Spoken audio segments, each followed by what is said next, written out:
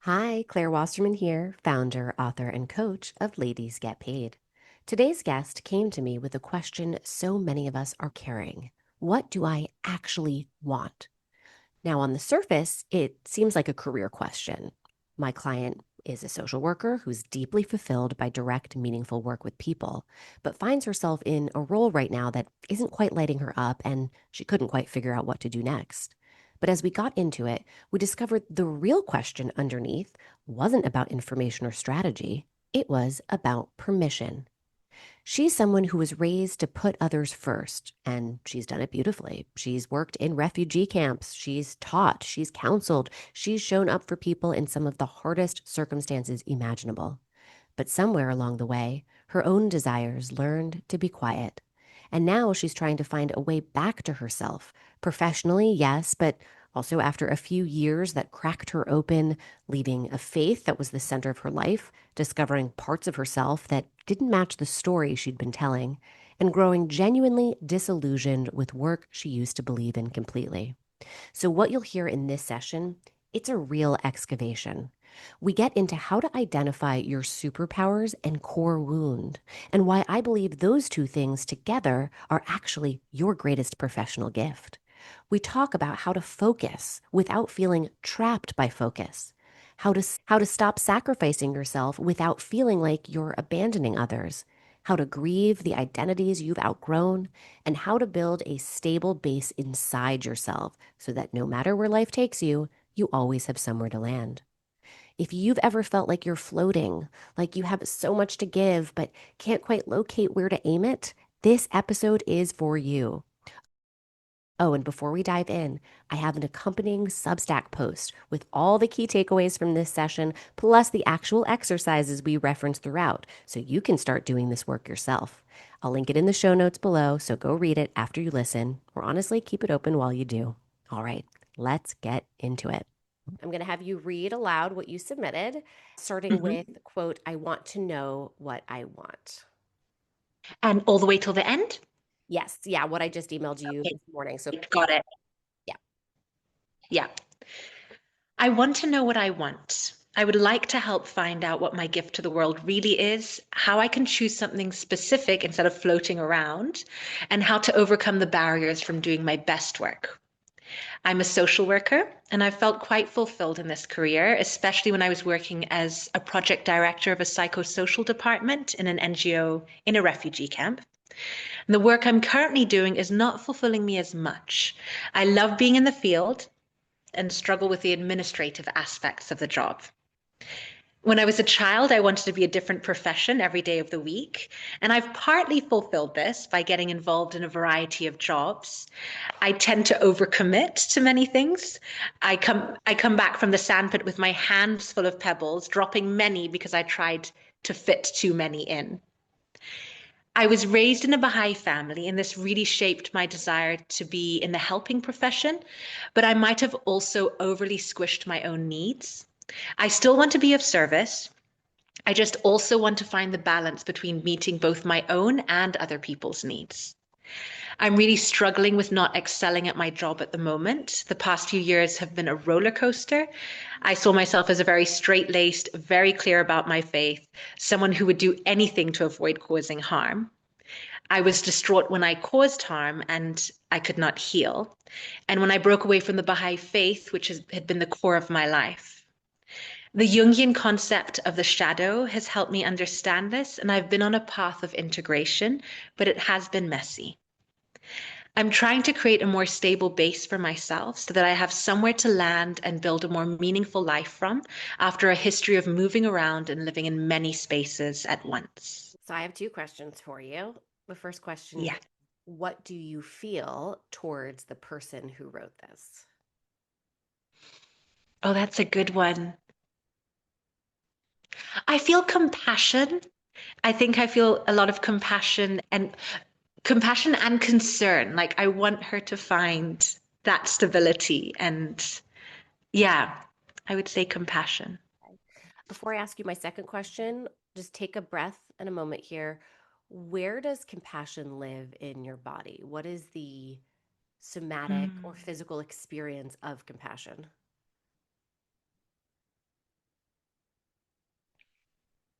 I think I feel it as a warmth in my chest. Right. I want you to hold on to this for as long as Mm. you're at our session, but it's also something to come back to when I give you a few exercises later on. Okay. It's going to be part of creating a more stable base for yourself, a part of guiding you through difficult or frustrating experiences, whether they're happening to you or you have done them to yourself. This is an anchor for you that's incredibly important.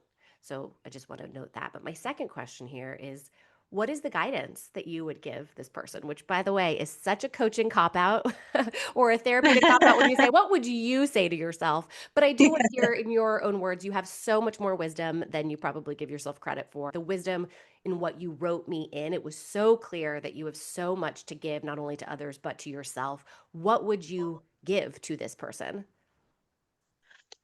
I think the first thing would be telling them to take a moment from the busyness of trying to keep going in a job you're not fulfilled in, but take that moment, including this session, but perhaps a little bit more extensively, perhaps a week off work, to step away from their life as they know it and to really take a look at what could change.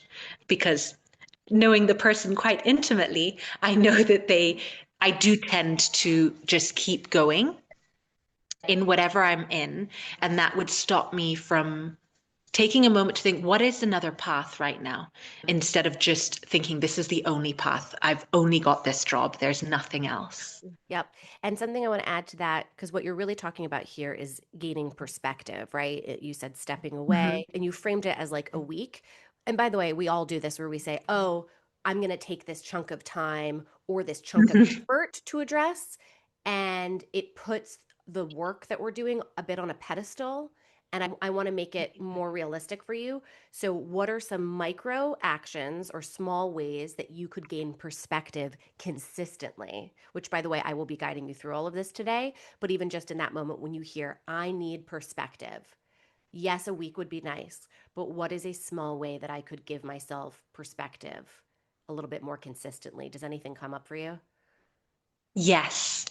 And it's spending a little bit of time each day on LinkedIn or just in general, because there are all these questions that come up. For a while, I was exploring nursing as another option.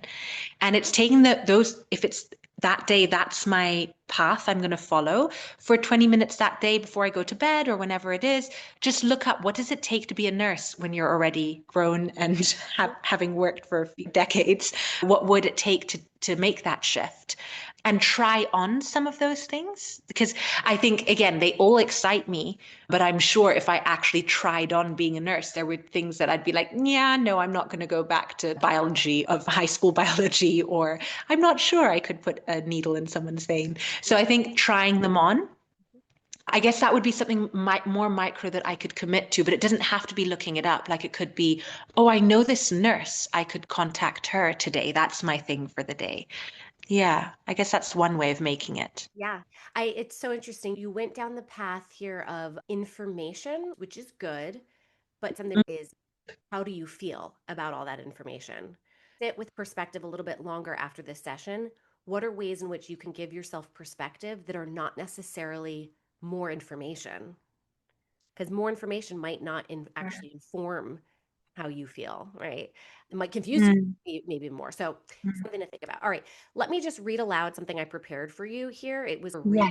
reframe of how I digested everything that you wrote in.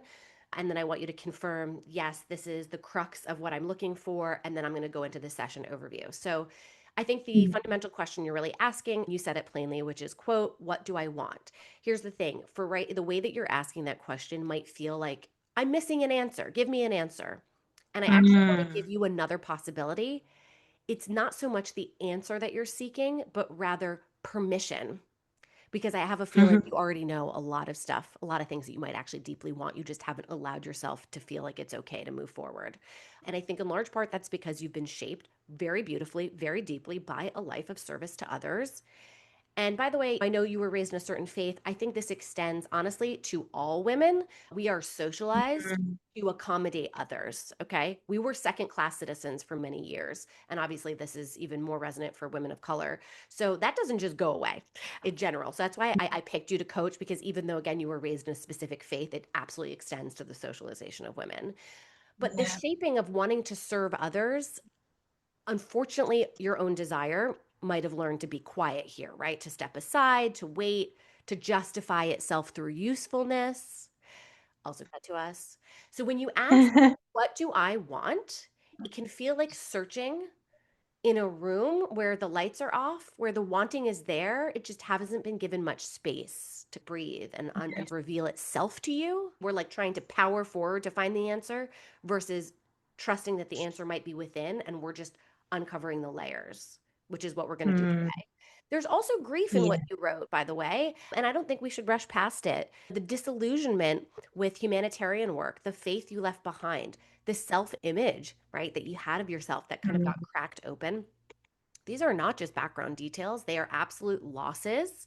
And part of what might be making it hard for you to move forward, it's presenting maybe as confusion, but it also might be because you're simply in the process of still letting go of who you used to. Mm. You're waiting for like this new self to emerge so that you can let go, where it's actually the opposite. We have to learn to let go so that the new self can present itself.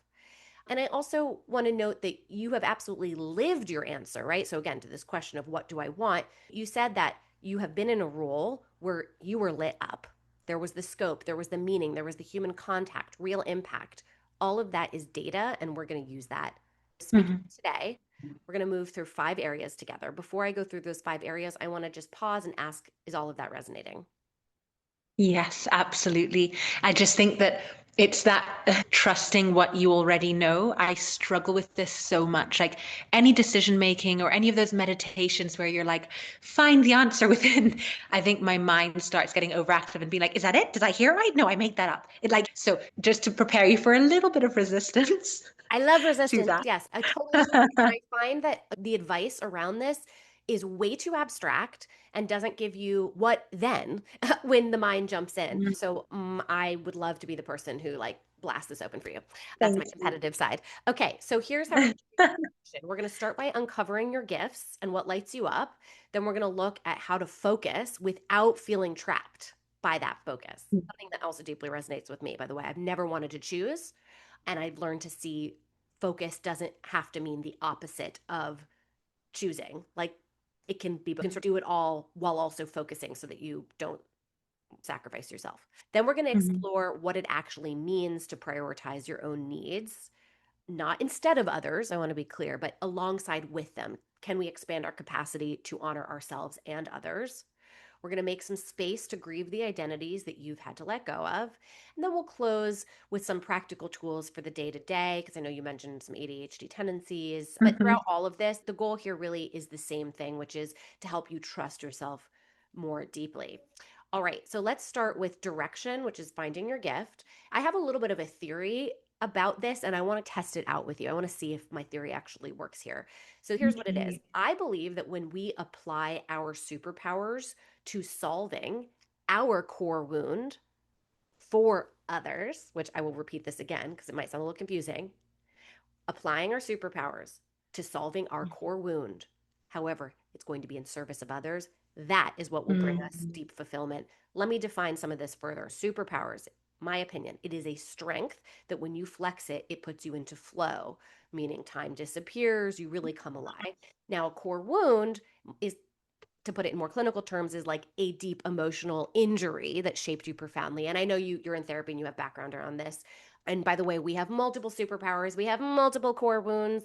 I think it's really the one that when we look at our quote track record, things that we've done, things that we've experienced, what's a pattern? What there's always a core or an underlying theme that keeps popping up. So, for our purposes, starting with superpower, let's focus on maybe no more than two, which, by the way, if you can't choose two in this moment with me, totally fine. Just tell me all the things about yourself that when you are doing them, and usually they're in the service of problem solving. Okay. When you are Mm. problem solving, what kind of strengths and skills are you leveraging that they bring you energy. Obviously, you need to tend to them, right? We always can get burnt out, but you would say, you know what? When I'm doing this, it truly is time just disappears. Does anything come Mhm. up for you? Immediately, teaching is Right. one of them.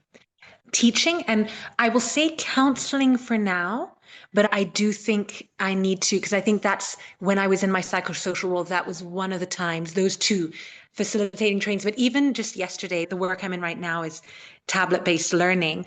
And I was just meant to be observing the session, but I got involved with one kid and helping them understand the activity they were on. And something lit up, and I was like, yeah, this is it. Because I've lectured in the university, I've taught preschool. So it has, that's the like experience. I know it's confirmed. I just don't know what it would look like. And we're going to Yeah. play with So that. teaching.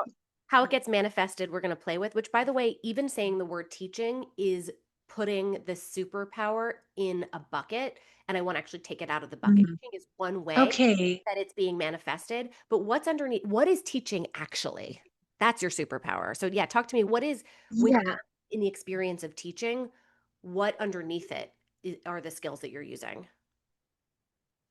I think one of them is communicating an idea in a way that someone understands it. So I remember that the actual feeling when you watch someone engaged with how you're expressing it or facilitating an activity, and you see that aha moment almost, that like they now get that concept that was hard. Or in the case of this kid, it was understanding what the teacher on the tablet was asking them. It was, so there is something around facilitating understanding. I don't know if that takes that out of the bucket enough. Yes, it does. Yes, But it, I think that's yeah. great.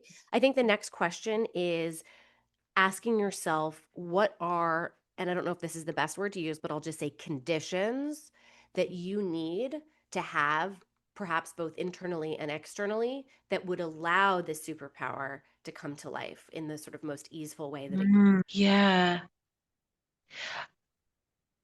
I think I'm someone who has like a love-hate relationship with structure, but I think there does need to be something structured in outside because I have so little of it within. Yeah, it's a little bit of both, actually. I need enough structure that, for example, there is a set time and class and kind of a curriculum, because otherwise I can get lost in one topic. So I know what I need to follow. But there needs to be the freedom that I could suddenly get the people up and out and doing something very active and creative. I would hate to be told how to teach. I think that's what it is. Okay. That's helpful. By Yeah. the way, we're going to take all of this, all the words you're using here, and I think AI can be a really great tool to say, hey, organize these Mm. thoughts and give direction based off of that. So it's Mm. totally fine if you're like, I'm not exactly sure how to answer this, but I can give you snippets of moments from my past experience that Yeah. find an answer. So this is a really great start. Question about how you will know when you have found your gift. I'm giving you my formula, and we haven't talked about your core wound quite yet, but Mm. I want to know in your terms how you will know, both intellectually, but also even physically, like in your body. How will you know when you have found your gift? Because no matter what I tell you, I could say, hey, I think this is a great path for you, but I could be wrong. There's also Yeah. paths. So, what's your North Star here? What are we working backwards from? That feeling, ah, I have found my gift. I think it's a buzz just because I know whenever I've been in a career or a moment, even just an experience where I feel I am offering my gift or I am in it, it is this buzz again in the chest area, but also sometimes in my face, like even in my teeth, or I feel it there. So I think there's something buzzy when I I'm get obsessed excited with about this. my I'm gift. obsessed with this. Okay, so later on, we are going to talk about how do you listen to and honor your own desires, but it begins with your body signals. And Mm, even though in some ways you are disconnected from your wants, only because you override them in service of others, you are actually really in tune with your body signals because you just explained it in a very interesting way. So, something to do almost every day is really notice or just check in with how is my body reacting to this experience that I'm having. You might be placing some labels on it. This is a bad experience or a good experience. Try to remove that and just say, this is just life. and I have a nervous system that is on guard. I have an intuition that is within me. What are all these things saying? Your buzzing is awesome. Just for me, I get goosebumps. That's how I know when I'm on to Mm, something, both for myself and or for a client. I get goosebumps or I feel really moved. So I get kind of teary mm. or I feel really calm still. My shoulders drop. So just pay attention to those signals. And as you do this work, say to yourself, this is the process of deeply trusting myself, right? This isn't just nice to have and I'm going to use it for my career direction. Sure, that's one way to use it, but it's really more just about you being truly in tune with yourself before you can become in tune with the rest of the world. So this is doing Yeah. a lot of work there. I also have a question about your core wound. Only share what you feel most comfortable with, and I can certainly give examples from my own life. But when you look back at, we'll say childhood, it could go into young adult as well. Were there certain themes or experiences that came up for you that feel like, man, it could have happened yesterday? Like they are still so present for you? Mm.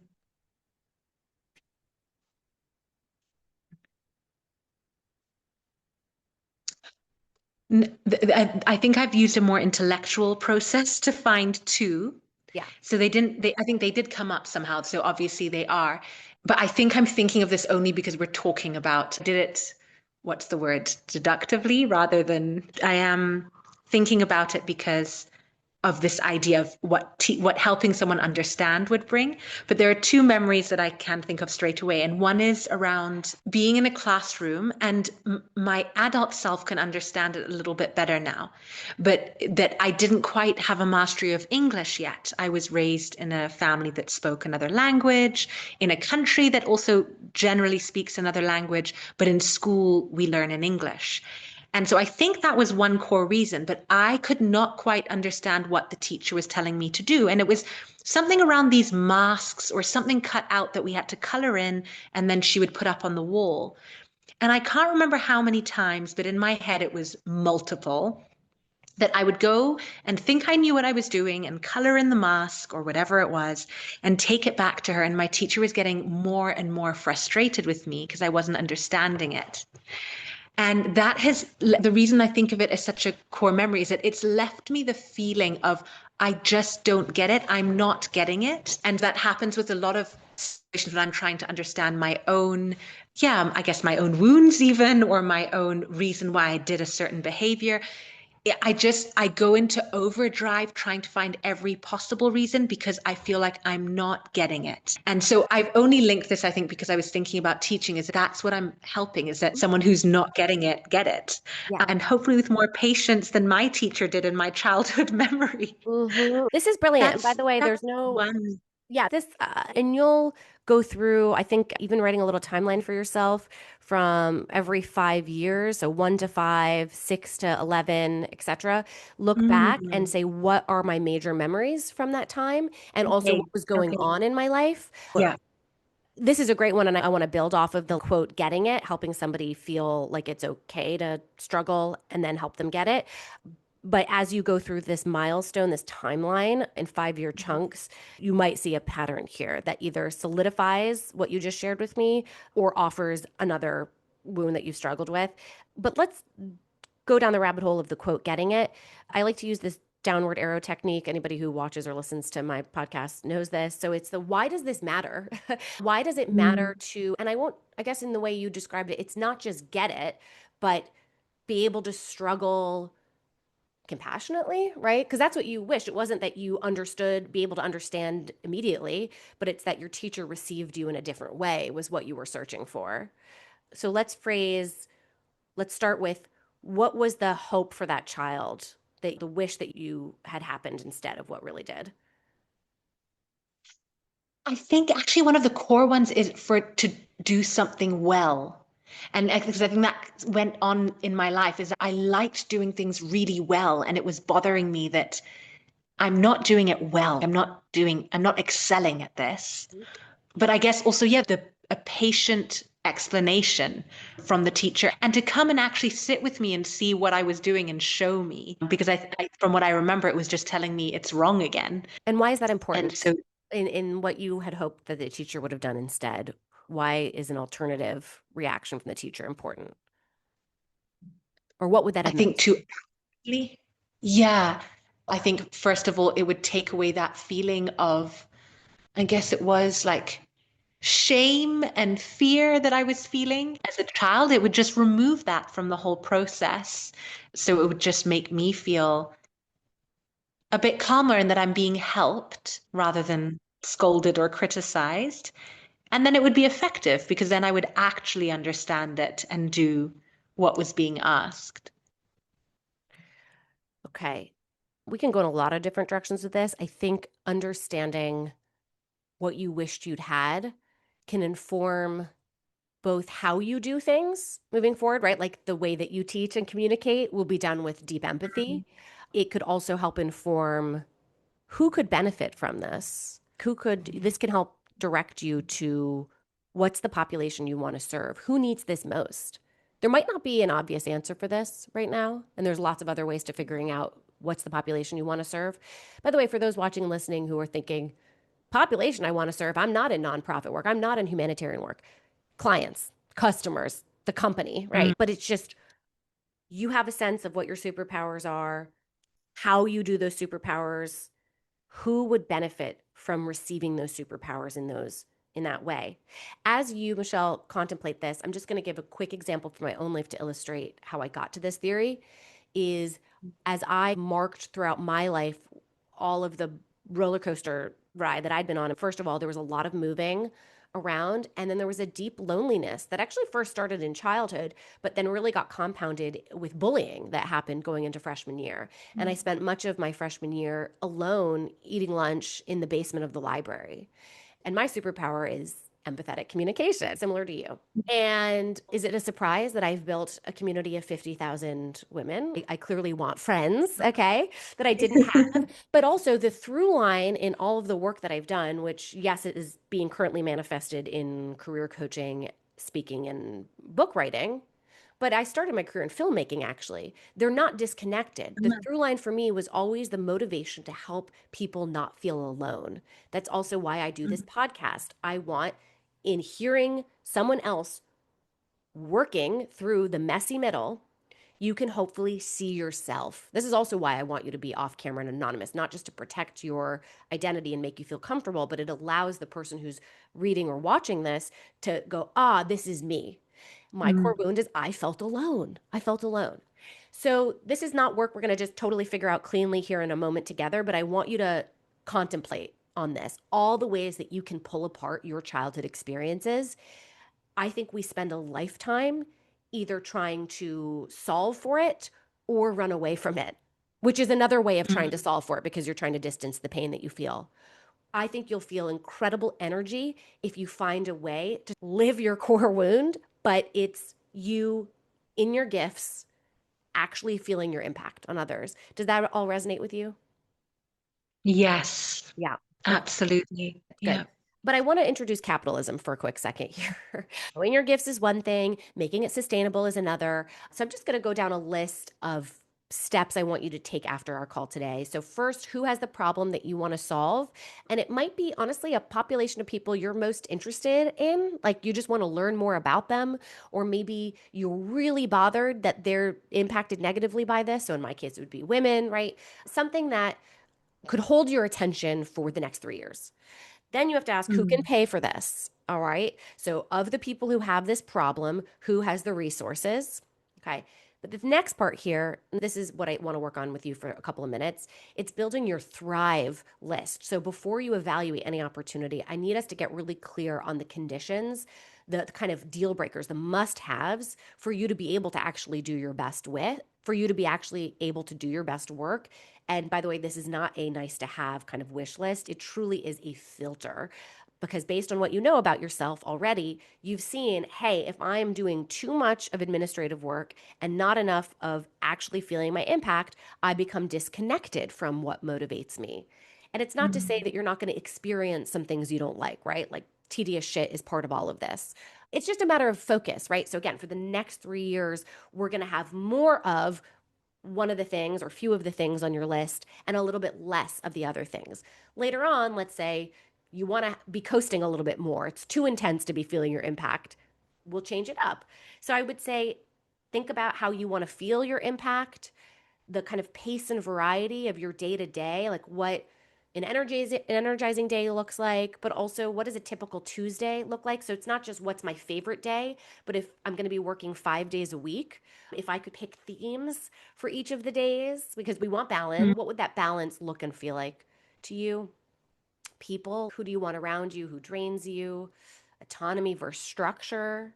How much direction do you need? How much do you need to give?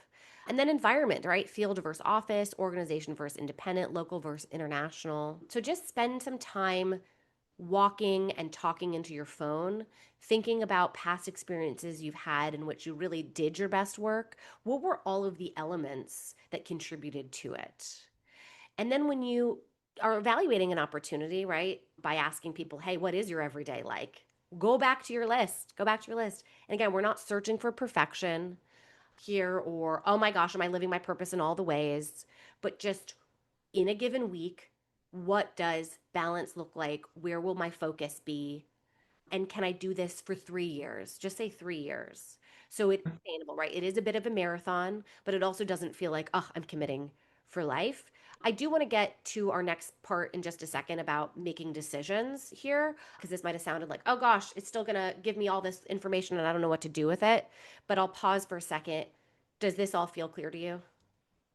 Yes, yes, it does. Okay. Okay, great. It does definitely gives me something to chew on and to go and think of all these things. Yep. And what you're doing right now is you are gathering the ingredients for a life that feels aligned for this season. I'm going to keep going back to season because seasons change. So, aligned for this season, you are not yet at the decision making process. It's just of the data I'm collecting, where does it fit in a hierarchy of this is slightly more important than something else? Not that, and that's all we're doing right now. But let's talk about how do you feel focused without feeling constrained, which is something I have deeply felt in my life. And you mentioned this desire to do everything, and I think you maybe partly love that about yourself, partly hate that about yourself. I want to go to the through line though. What connects all the things that you want to do? Because that's where you anchor your career. And we may have already Yeah. stated it, right? The anchor might be within your superpowers, right? Could like you are your through line, but there could be something else too, right? Again, for me, it was how do I make people not feel alone, kept coming up in a lot of experiences I'd had, but also in projects I'd worked on. But for you, when you think about the last 10 years or so, or maybe you could go back into childhood, does anything seem obvious right off the bat? Ah, didn't Mm. matter how it was being manifested, right? On the surface, it could all look different. But underneath it, what was the pattern? What was the commonality?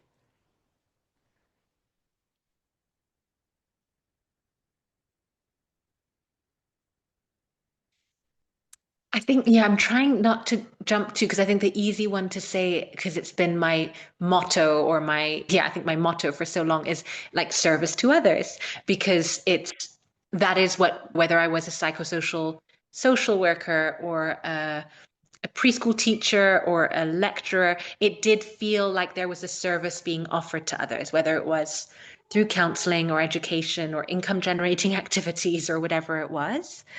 I'm going to But pause I you. almost feel like, I'm going to pause you right. yes, And the only reason I'm jumping in is because there's so much rich stuff we are going to cover today. yes. Because you were bringing up a great point. Again, you, as we all do, you put the sort of surface label on it. Yes, it is Mm, service to others, but what were you helping them do? What was the transformation you were getting them to get to? What was the problem you were helping them solve? Obviously, each one may have had a different problem, right? The preschoolers are not having presenting the same mm, problem as your college students, but underneath it, it probably was. So, mm. does anything come up for you in this moment? Growth is the only one. It's quite generic. But I would say, even in the counseling sessions, the psychosocial counseling sessions I would offer, it was some kind of growth or movement. Yeah, from whether it's from knowing, not knowing to knowing, or yeah, being stressed to calm, or there was some kind of, yes, I don't know if growth is the right word, Great. but that's what I can think of.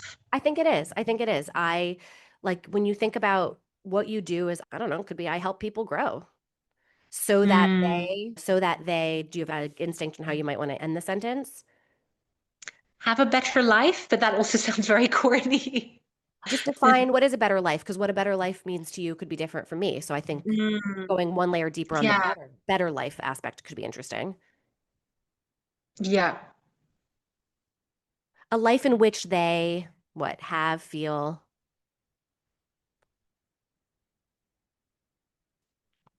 And honestly, you could turn this Mm, around on yourself. Let's bring it back to the core wound. What is the life that yeah. you seek, right? You are seeking growth. You wrote to me about Carl Jung, like you are deep in the self, in the messy middle of self transformation, right? So you are seeking a better life.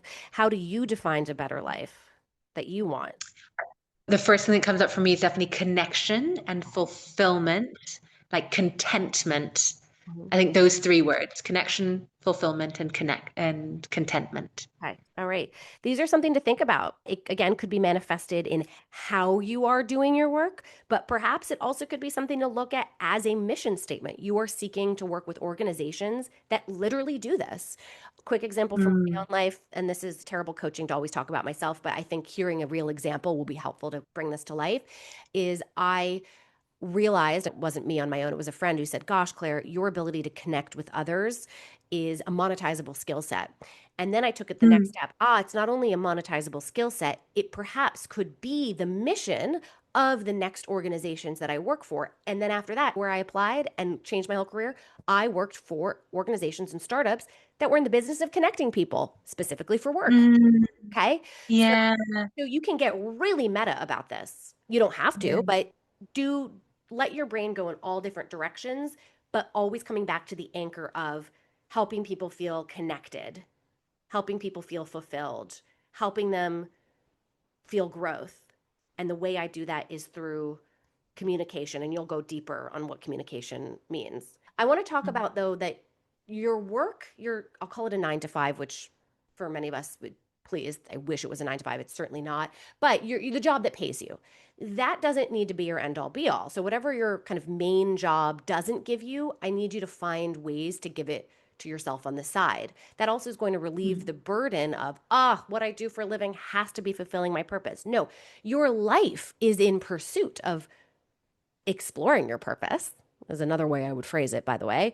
But it mm, doesn't mean your whole job, just like whoever your romantic partner is, if they're your whole life, yikes. Or as a business, if you only have one yeah. form of revenue, that's too scary. That's way too scary. We cannot rely on one avenue of our life to give us our entire life, is what I'm saying. So it's thinking about, okay, all these parts of me that want to be expressed. And I've mentioned this in previous Substacks and podcasts, and I'll say it again. I think of ourselves as a pie chart on the inside. We have all these different parts of us that need acknowledgement and nourishment. The part that seeks connection, creativity, groundedness, excellence, achievement, right?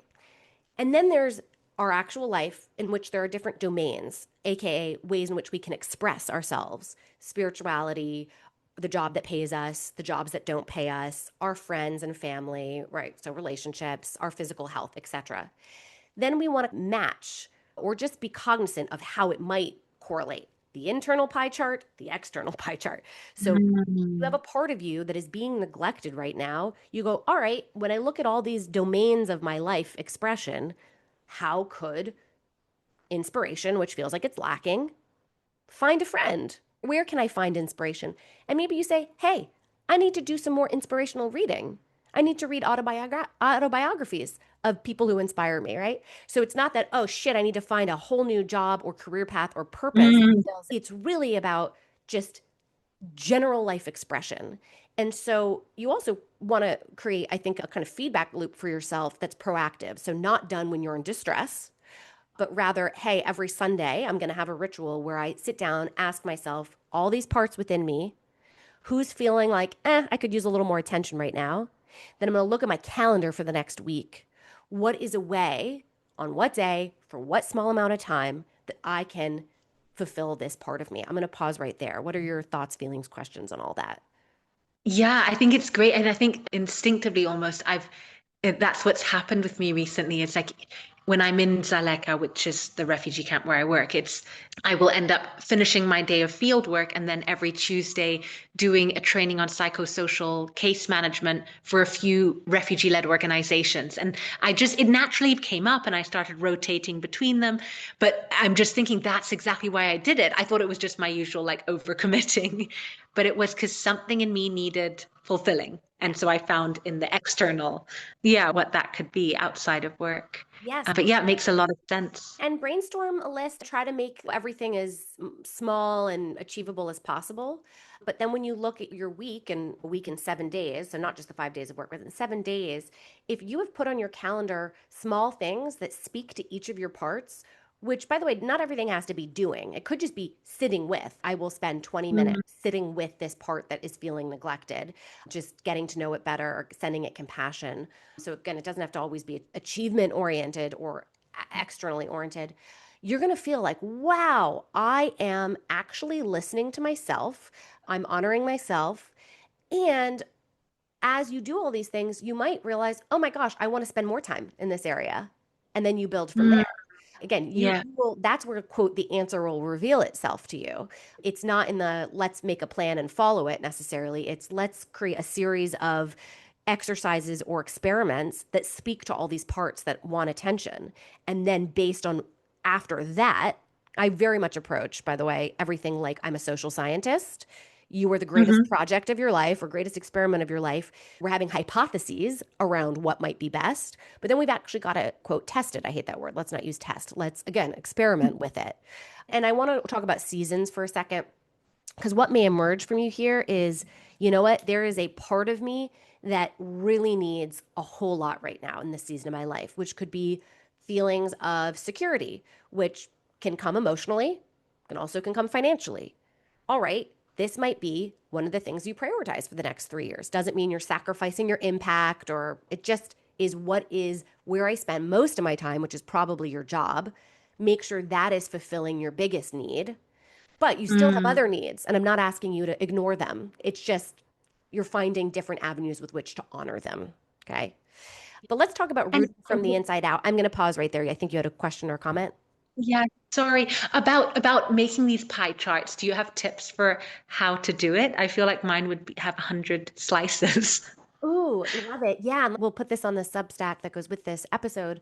First, we start by getting very quiet with ourselves, really grounded. So deep breathing, feel your feet on the floor, rising up to greet your feet, your butt, all that stuff. So just make sure you're not starting from a frantic place or in your head. It's really, we've got to feel safe in our body first. So breathing in, longer exhales on the breath out. That's some ways to get started. And then seeing where there might be tension in your body even, or something in your mind might pop in, like where is there an agita of some kind? Who's calling you first? You could start there and say, what do you have to tell me? What do you want me to know? Mm, And something might reveal itself. You might also, after getting grounded, look back at your calendar. I'm just a huge fan, by the way, of looking at our calendars because honestly, where we spend our time is where we spend our life.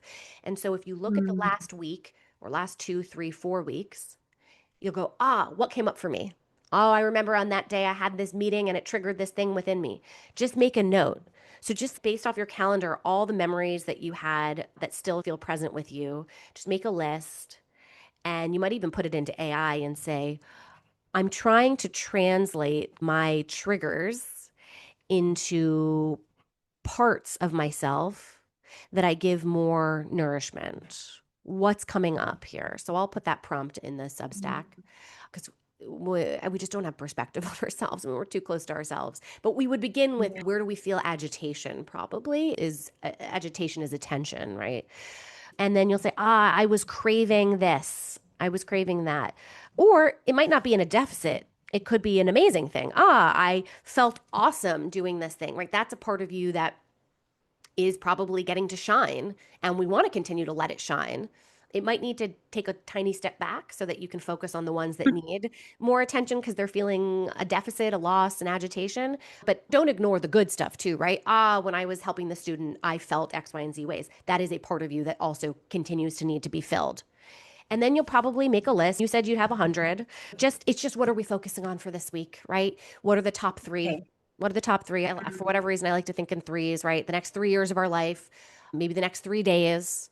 And how am I going to be acknowledging and nourishing them? But it's always done within balance, which is what we're going to talk about next. Is balance to me, it's not that, it's just, are you taking stock of it all?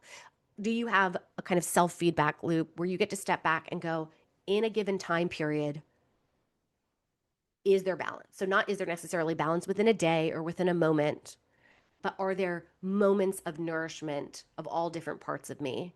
And as a whole, what does this life look like and feel like as a whole? Because if we're too in a microcosm, we're going to miss it. If you're too wide, you might all get lost as well. Does that all make sense? Yes. Okay. Yeah. Yeah. Let's talk about finding balance, though, here, because you wrote in, I would like to find balance between meeting both my own and other people's needs. So, this is a question I've asked before, which is just getting very granular of what would that actually look like and feel like for you. So, if you've, quote, achieved balance, you've met others' needs and your own in a given experience. So, you might even think of, this is a time in which I tend to not hold these two things. Let's assume you did hold them well. Do you have a sense of what that Mm. might look and feel like? The first thing that comes to mind is just not feeling drained by the end of it. But that is mixed because I think there are some jobs that you just will after a certain amount of time of doing something. So even when I was my most fulfilled, if I had 8 case management sessions in one afternoon, by the eighth one, as much as the first one had me buzzing, the eighth one I will be exhausted. But I think it is that it's, yeah, there's still something fueling you and keeping you going. So that's just the one thing I can think of is that, yeah, I'm not drained or resentful. Yeah. Which I think is, yeah, Yeah. pretty logical. I don't know what else would tell me though. Totally. And I think it's, and you may be already good at this, but I want to create kind of a framework or practice around it is how do you prevent the burnout before it happens, which Mm, either means noticing your signals of burnout as they're starting to happen, which kind of feels too late. I still offer it as a suggestion. So if you are feeling a little bit drained in the moment, first of all, how can you get more in tune with even having the feelings of being drained? You might be riding the yeah. high of the buzz so much that you're just trying to power through everything else. And in doing so, you numb yourself from any negative Mhm. feelings. So the first step would be, how can I check in with myself more often to say, hey, what am I actually feeling here? And again, starting with your body, because the answer is probably there, by the way. So that's one thing. The other thing is maybe creating a practice around one for you, one for me. So I give to you, first of all, being very clear what is giving to others, what is giving away your energy, which could be a little confusing because if you are in, and I'll speak for myself because we're similar in this, I am giving to you in this moment, right? I'm giving you guidance. I'm presenting energy that you're taking on. Okay.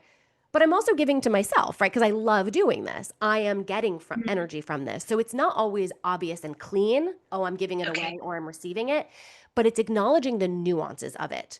So I'll keep talking this through because I'm realizing this as I'm speaking in real time. I think it's first of all, slowing down. So, after every experience you have where there is some kind of energy exchange, just happening all day, everything from standing in line at a coffee shop and it's a long line and you're getting frustrated to sitting in front of your computer alone.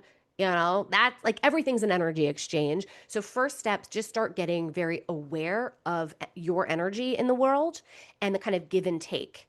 So, you might even want to create little energy audit where at the end of every day, or throughout the day, by the way, you're just bullet pointing this out so that you can review at the end of the day what was my energy exchange. Then finding very small ways to restore energy. Quick example would be in this experience with you, I'm giving my energy, I'm also getting my energy, but I need to reset, regardless of what happened in this session, how good it Mhm. felt or how depleting it felt. It's an energy shakeup. We need to get back to grounded. So, a ritual I have is after every session and every meeting, by the way, so not just a coaching session, just like literal calls or Zooms, I go to the bathroom and I wash my hands very slowly. And I'm saying, I am releasing the Mm. energy exchange that just happened. I'm washing it away. I'm resetting. That's really helpful Mm. before I go into something that might be, again, an energy exchange. So I'm not going to say depletion, energy exchange. I might visualize a bubble around me or gold lava covering my body, right? So a kind of protection ritual. This can take literally 2 seconds to do. I would recommend these rituals include something visual for you as well as something physical. So you're feeling in your body what's happening, you're breathing, like I said, the visualization. And if you can say something out loud, great. Also, you might want to experiment with a physical release. So, shaking is also really helpful. Just literally marking physically, I am releasing this experience. Start doing that throughout the day so that we are not at the place where, oh my gosh, I'm now in a burnout because now we have to dig ourselves out of a hole and create new good habits on top of it. So, there's that. But I want to talk about giving to others and giving to ourselves as a whole belief system, literal belief, because you were raised in a faith that was very much oriented towards this. And I was as well. I'm Jewish, but I was really raised with you take your talents and privileges and you serve others, right? Which is Mm. beautiful. And yes, serving others will serve ourselves, but there are sacrifices along the way that we need to be very careful about. And I want us to really understand and believe, deeply believe, that it is possible to give to others and give to ourselves, that these things do not have to be mutually exclusive.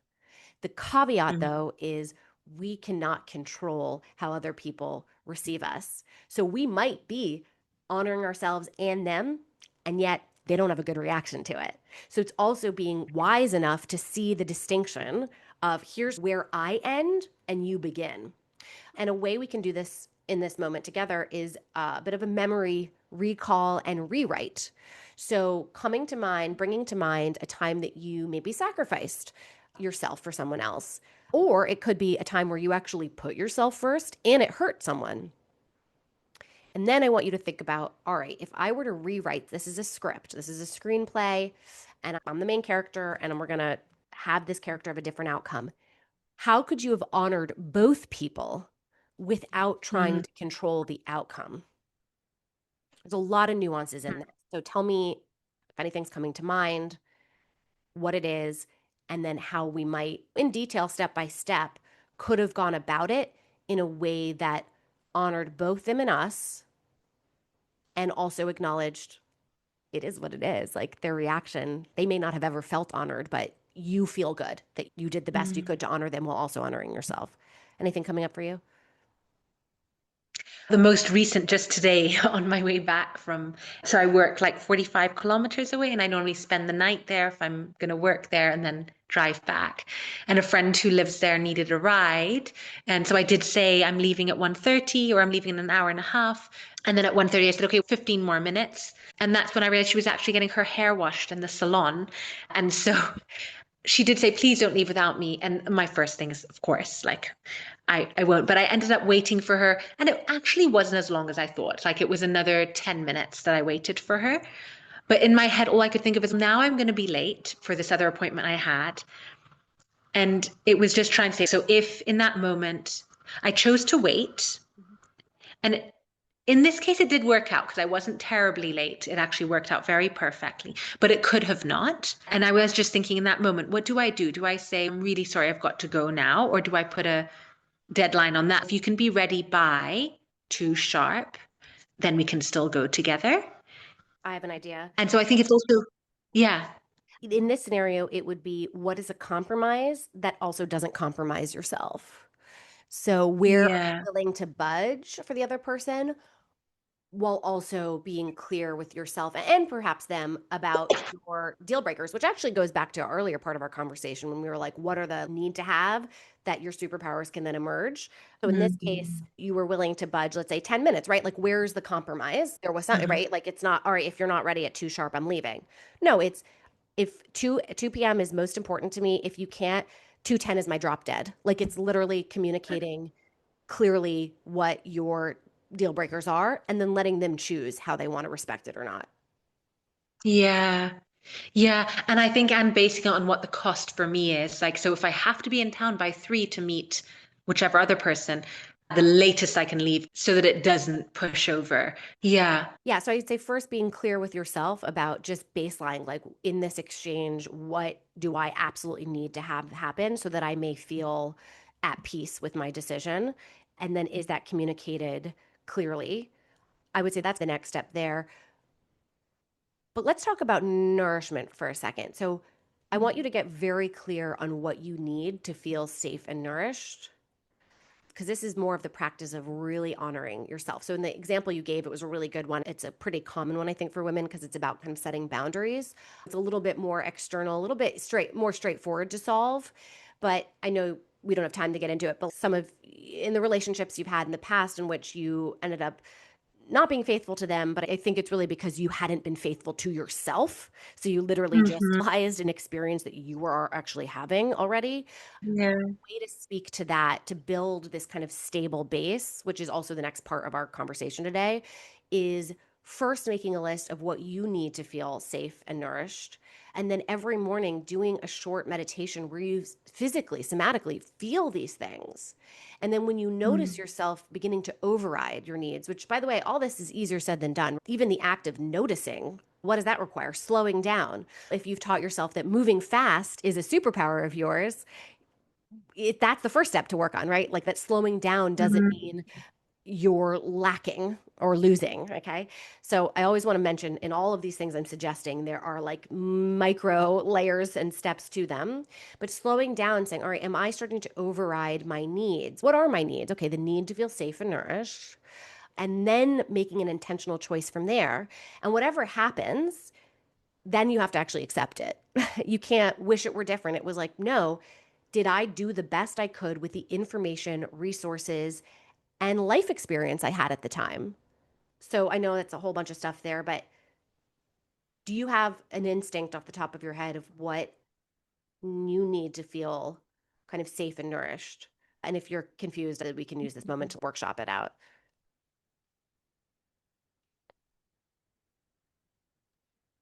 Yeah, I can't think straight off the top of my head apart from basic needs. I think I so often override those. Like even today, I so often do this that I skipped lunch because I was in a rush and trying to get other people's groceries that I normally bring back because there's some things that people love from that side.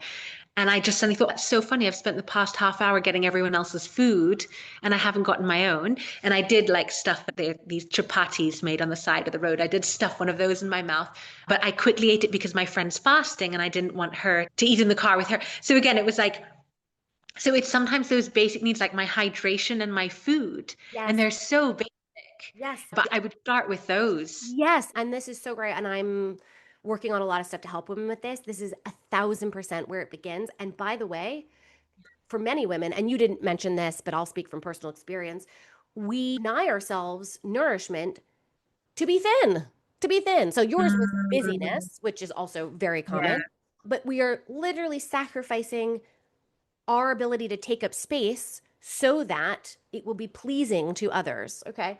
Woo. So we got to start with stopping to eat, drinking the water. Of course, you're going to go, all right, I don't have time. I don't have time. All right, how do we just slow it down? So it's not that you're now going to take an hour for lunch. Like it's all about the micro step here, but how do you have this experience with more intention? And you can feel intention in a few seconds, right? Where you're literally going, I am eating this food. I'm going to tap into all my senses. I'm thanking the universe and myself. Do not outsource your own gratitude. Mm, Gratitude inwards as well. And I am, as this is going down my throat and hitting my body, okay, I am allowing myself to receive, because that's a huge issue that you have and I have and a lot of women have. We do not absorb what we are being given. We are hyper mm, focused on output, achievement, service to yeah. others.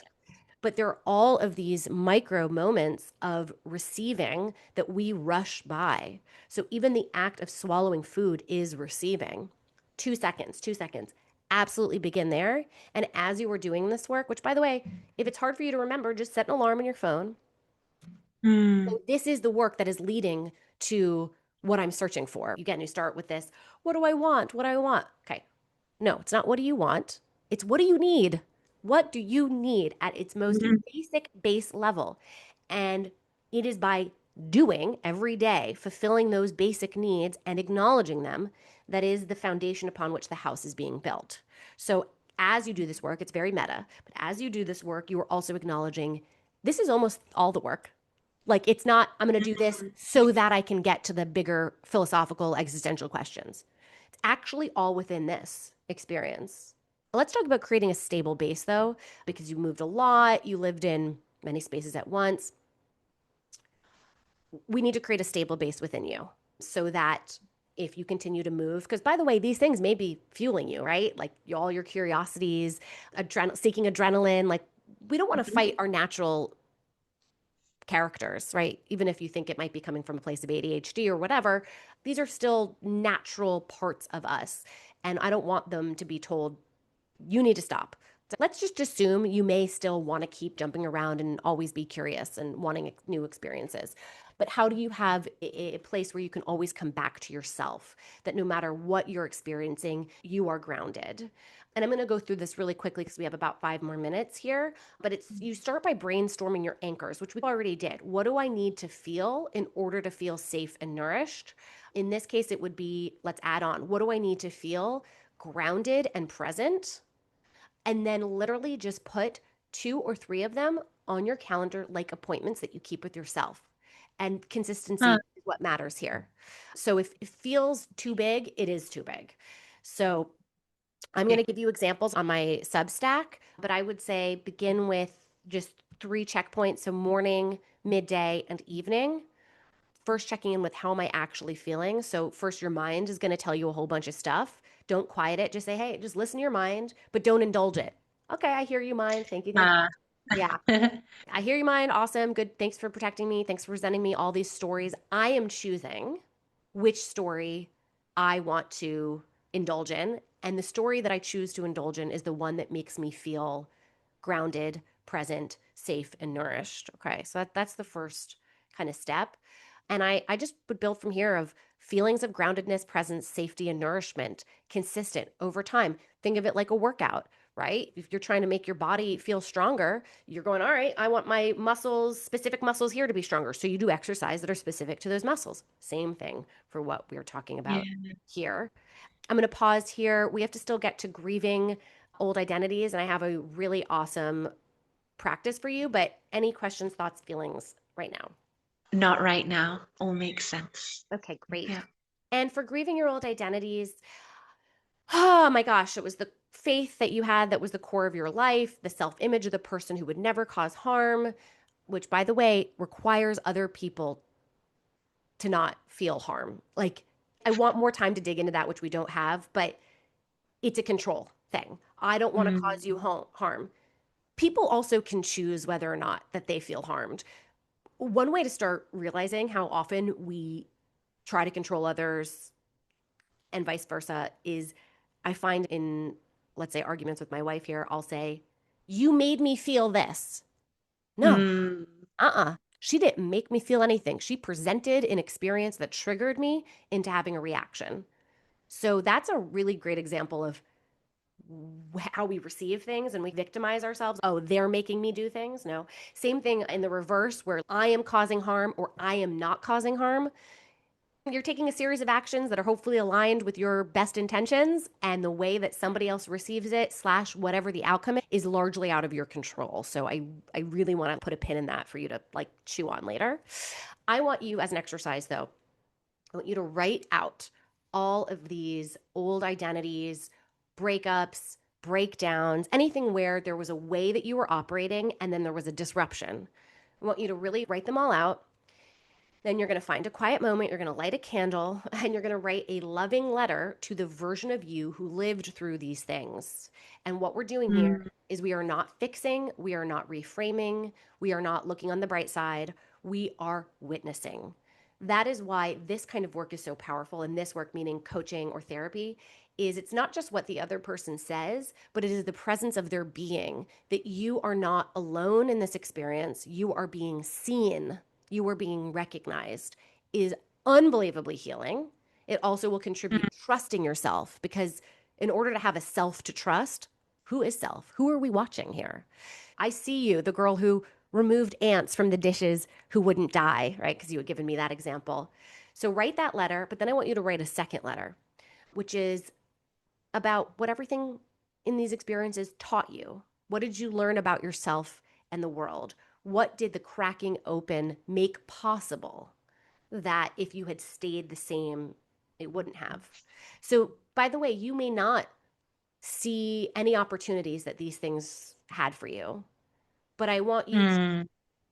contemplate the possibility of opportunity. I may not know yet what to do with this, but it showed me X, Y, and Z, right? And these letters, return to them, like either return to them regularly as part of a weekly practice, just reading them again. Maybe you write new ones every week to the week that happened of things you need to grieve and let go of. I just think we keep trying to like build selves, but if it's being stacked upon sort of ghosts of past self that haven't been recognized and reconciled, it's all very confusing and overwhelming. There's more to work to be done here that we don't have time for. We also never got to like day-to-day self-management, which I'm going to put on the Substack. But Okay. let's spend a couple minutes debriefing here for I did most of the talking, which is not how these sessions often go, but you had written such a rich intake for me that I felt like this could be an experience where I gave guidance and you would get a lot out of it, probably after the fact when you sit with it and you do the exercises on the Substack. But if you have any thoughts, feelings, questions right now in this moment together, we'll close out with that. Yeah, I think I don't have any particular ones. I think I'm excited to get, I've been t jotting little notes down on a paper, and I've got all these little activities like the letters and my pie charts and the list of the Thrive list. So I think I've got a lot to work with, and that feels really good. Great. Yep. And just break it Mm. down. This is the week of give yourself even a focus there. Mm. Gosh, I really do want to talk about focus for a quick second because it's really just the expression of the parts of us that need to be expressed in a given moment in time. And then trusting, not just in the universe, because that feels too scary. What does that even mean? It's trusting ourselves that we are going to have this self feedback loop where we are seeing how all of these experiences are building upon themselves. One great way to do this is even just to review, look back at all these different things you've tried on, where at the time might have felt like totally different directions. Or maybe you're looking at it through a very negative lens, right? Oh, it's my ADHD. No, you were scratching different itches, giving yourselves different skills that so that what? How do all of these things together inform just a next step? That's all we're doing. Next step, next 3 years, next 3 years. So it's of what I've experienced. Do I want to continue? What do I not want to continue? What itches need to be scratched that have yet to be scratched, which could be in the form of curiosity or skills, building blocks, building blocks. Because I'm here to tell you from a person who is living, quote, her purpose, is doing work of impact, is making some money from it. The goalposts keep moving. Like, I have a dream of getting back to filmmaking, and I have a lot of Mm. scripts. I have a memoir I want to write. I have a novel I want to write. My company is not at the financial level I want it to be. I have great ambition for reaching millions of people, not 50,000 people on Substack. So I don't feel satisfied. And so I also felt like from what you wrote in is like you're searching for a destination that unfortunately will never come, Mm. or it could come right now and right here. So I'm going to leave you with that. How can today, with all of the frustrations and lack of satisfaction that you have, lack of fulfillment, and you still feel grounded, full of self love, full of energy? Like, that's actually the real work is that if nothing changes, how do you still obtain the feelings you search for? Yes. On that note, thank you, Michelle. I appreciate you so much. Thank you so much. If this conversation stirred something in you, sit with that. That when you're ready to go deeper, The Substack post that goes with this episode has all the key takeaways, plus the exercises we talked about today. The letters, the thrive list, the nourishment list, the pie chart, everything you need to actually do this work and not just think about it. The link is in the show notes below.